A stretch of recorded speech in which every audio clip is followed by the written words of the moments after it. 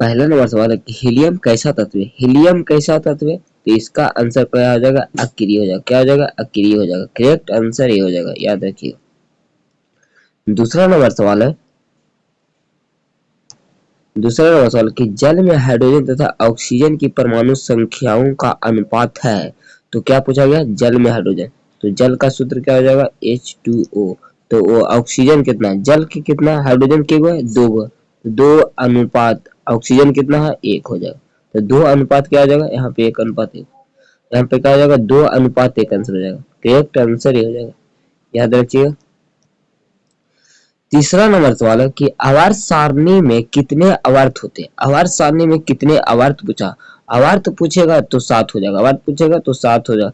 अगर पूछ देगा वर्ग, वर्ग पूछ देगा, वर्ग पूछ देगा, सॉरी, वर्ग पूछ देगा, वर्ग पूछेगा तो 18 हो जाएगा। याद रखिएगा, दोनों सवाल काफी इंपोर्टेंट है, तो याद रखिएगा।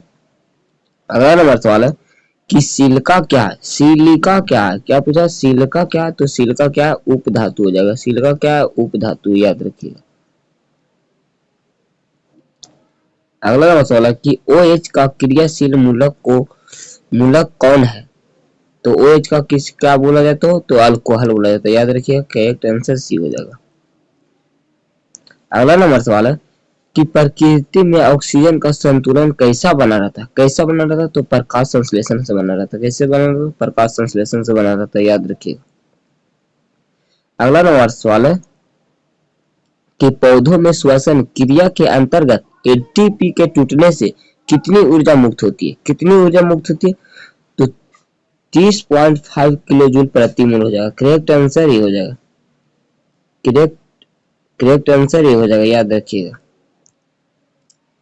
अगला नंबर सवाल है कि मानव हृदय में, अगला नंबर सवाल है कि मानव हृदय में कितने कोष्ठ होते हैं। मानव हृदय में पूछा गया, मानव हृदय में कितने कोष्ठ होते हैं, तो 4 कोष्ठ होते हैं, 4 चैम्बर हार्ट होते हैं, याद रखिएगा। अगला नंबर सवाल है कि मानव हृदय का औसत पराकुंचन दाब है लगभग। पराकुंचन पूछा गया, क्या पूछा गया, पराकुंचन, पराकुंचन पूछेगा तो 120 हो जाएगा, mmHg हो जाएगा, mmHg। अगर पूछ देगा अनुशीतलन, अगर पूछ देगा अनुशीतलन, अगर पूछ देगा अनुशीतलन, अनुशीतलन होता है 80 mmHg हो जाएगा। तो यहाँ पूछा क्या गया, तो पराकुंचन, तो पराकुंचन हो जाएगा 120 mmHg हो जाएगा। करेक्ट आंसर ही हो जाएगा, याद रखिएगा। अगर पूछ देगा अनुशीतलन, अनुशीतलन पूछेगा तो 100 खाली 80 mmHg हो जाएगा, 80 mmHg हो जाएगा, याद रखिएगा। अगला नंबर सवाल है कि पौधों में वाष्पोत्सर्जन किस भाग में होता। जो पौधों में वाष्पोत्सर्जन किस भाग से होता, तो पत्ता से होता है, याद रखिएगा। किस होता, पत्ता से होता है, याद रखिएगा।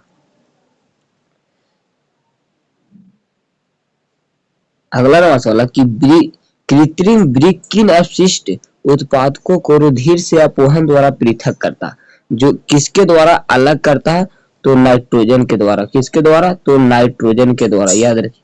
किसके द्वारा, नाइट्रोजन के द्वारा, याद रखिए।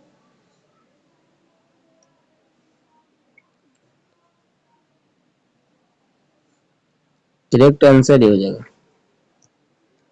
अगला नंबर सवाल है कि हाइड्रा में प्रजनन किस विधि से होता है। हाइड्रा में प्रजनन किस विधि से होता है, तो हाइड्रा पूछेगा तो मुकुलन के द्वारा। हाइड्रा और ईस्ट में, हाइड्रा और ईस्ट में किसके द्वारा होता है, तो मुकुलन के द्वारा होता है, याद रखिएगा। अगला नंबर सवाल है कि किसी माध्यम के अपवर्तनांक म्यू का मान होता है। म्यू का मान क्या होता है, तो साइन आई बटा साइन आर हो जाएगा, साइन आर हो जाएगा, याद रखिएगा। एकदम काफी इंपोर्टेंट सवाल है, साइन आई बटा साइन आर हो जाएगा। करेक्ट आंसर बी हो जाएगा, तो याद रखिएगा।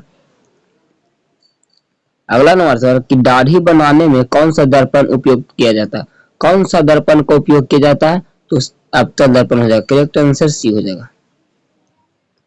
अगला नंबर सवाल कि स्पेक्ट्रम में किस रंग का किरण का झुकाव अधिक होता है। झुकाव पूछा गया, किसका झुकाव अधिक होता, तो बैगनी का झुकाव अधिक होता है, बैगनी का झुकाव अधिक होता है, याद रखिएगा। अगला नंबर सवाल है कि विद्युत फ्यूज विद्युत धारा के किस प्रभाव पर कार्य करता है। किस प्रभाव पर कार्य करता है, तो ऊष्मीय प्रभाव हो जाएगा। क्या हो जाएगा? ऊष्मीय प्रभाव हो जाएगा। अगला नंबर वाला है कि किसी कुंडली का प्रतिरोध ज्ञात करने का सूत्र है। किसी कुंडली का तो आर बराबर भी बटा क्या होता है? आई होता है। याद रखिएगा। करेक्ट आंसर सी हो जाएगा। याद रखिएगा। अगला नंबर वाला कि डायनमो से किस प्रकार की धारा प्राप्त होती है? डायनमो से किस प्रकार की धारा प्राप्त होती है? तो डिस्ट धारा प्राप्त होती है। याद रखिएगा। करेक्ट आंसर ये हो जाएगा। अगला नंबर वाला कि डेंगू उत्पन्न करने वाला मच्छर किस तरह के जल में रहता है? किस तरह के जल में रहता है? तो साफ जल में रहता है। किस में रहता है? तो साफ जल में रहता है। करेक्ट आंसर ये हो जाएगा। अगर पूछ देगा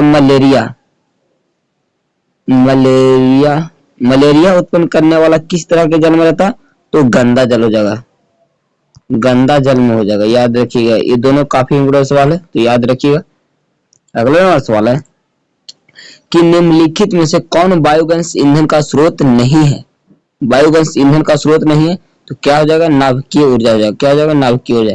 करेक्ट आंसर सी हो जाएगा। तो आप लोग का वीडियो कैसा लगा आप लोग कमेंट बॉक्स में। तो आज के लिए इतने ही। जय हिंद, वंदे मातरम।